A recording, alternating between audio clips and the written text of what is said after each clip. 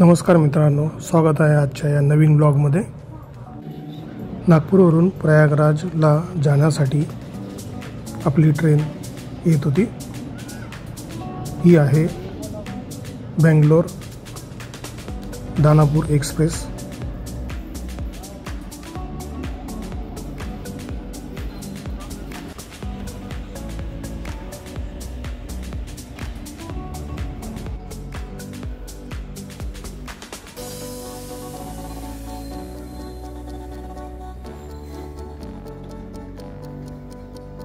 हा आहे आपला फर्स्ट एसीचा डब्बा। त्याचे आतील दृश्य आता आपण बघत आहात।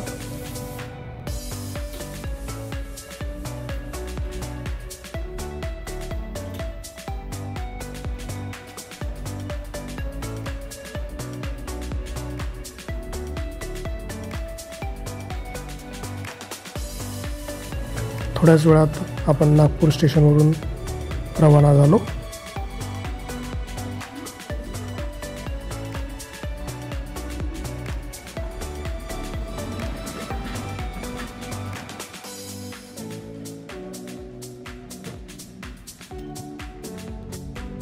नागपूरवरून पांडुर्णा बैतूल या मार्गे जाताना आपल्याला असे जंगल पाहायला मिळते।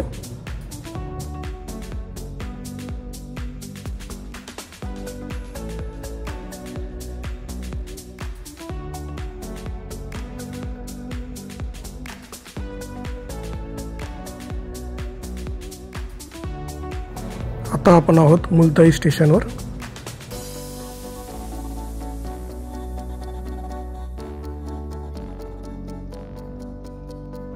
हे आहे बैतूल स्टेशन।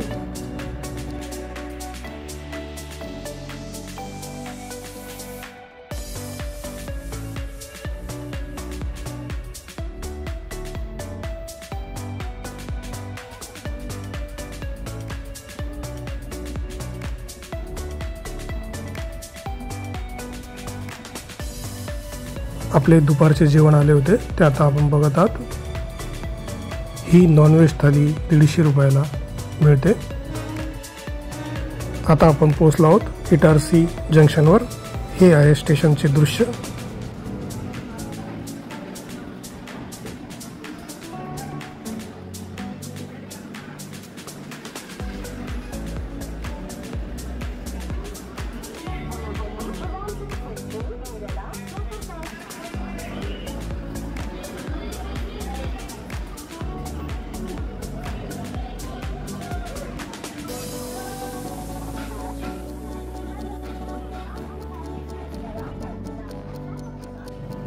जबलपूरच्या पूर्वी मदन महल या गावाचे काही दृश्य।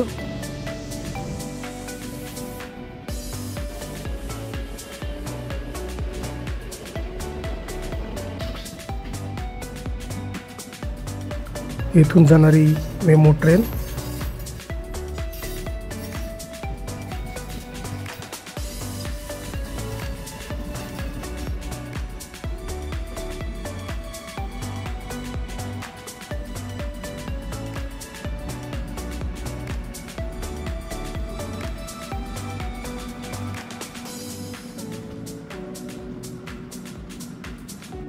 आता आपण पोहोचलो आहोत जबलपूर स्टेशनवर।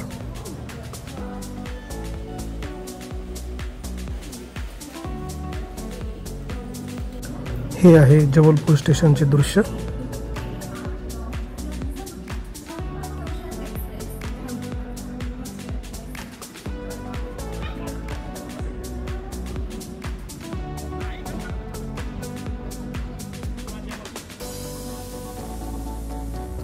त्यानंतर आपले संध्याकाळचे जेवण सुद्धा आले होते। जवळपास 16 तासाच्या प्रवासानंतर आपण पोहोचलो आहोत प्रयागराज चौकी स्टेशनवर। ट्रेन अर्धा तास लेट पोहोचली होती। हे आहे प्रयागराज चौकी स्टेशनचे बाहेरील दृश्य।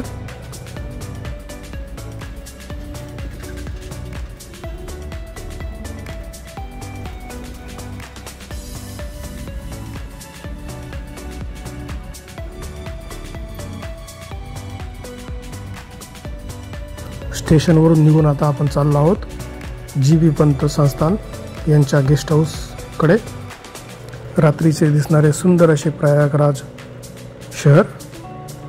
येथे थंडी खूपच वाढलेली होती, जवळपास 8 टेम्परेचर येथे होते। समोर आहे यमुना नदीवरील नैनी ब्रिज, सुंदर अशी रोषणाई करण्यात आलेली होती। आता आपण चाललो आहोत नैनी ब्रिजवरून। समोर आपण बघत आहात यमुना नदीवर बनवण्यात आलेला नवीन ब्रिज।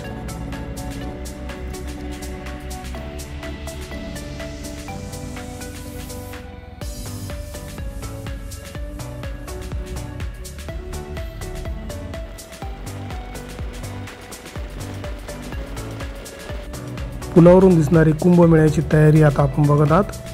हा जवळपास 10 किलोमीटरचा परिसर आहे, जिथे पूर्णपणे रोषणाई करण्यात आलेली आहे। तसेच विविध आखाड्यांद्वारे आपले तंबू येथे लावण्याचे काम सुरू झालेले आहे। हा पूर्ण परिसर गंगा नदीच्या बाजूला आहे।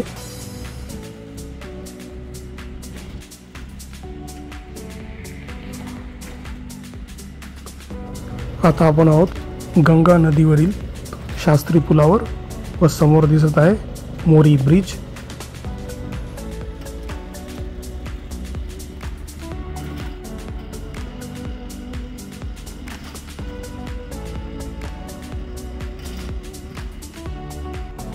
हा कुंभमेळा 14 जानेवारीपासून सुरू होणार आहे। कुंभमेळा सुरू झाल्यानंतर या सर्व पुलांवरून वाहतूक बंद राहणार आहे।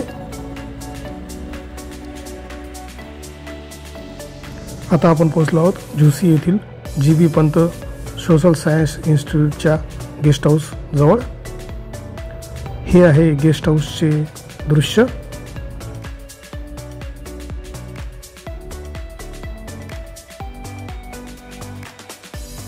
ही आहे आपली रूम।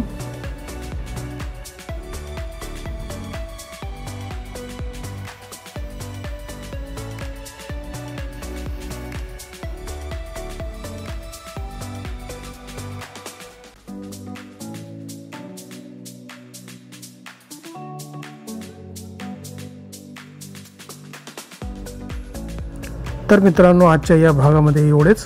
उद्या पुन्हा भेटू नवीन ब्लॉगमध्ये। व्हिडिओ आवडला असेल तर नक्कीच लाईक, शेअर, सबस्क्राईब करायला विसरू नका। धन्यवाद।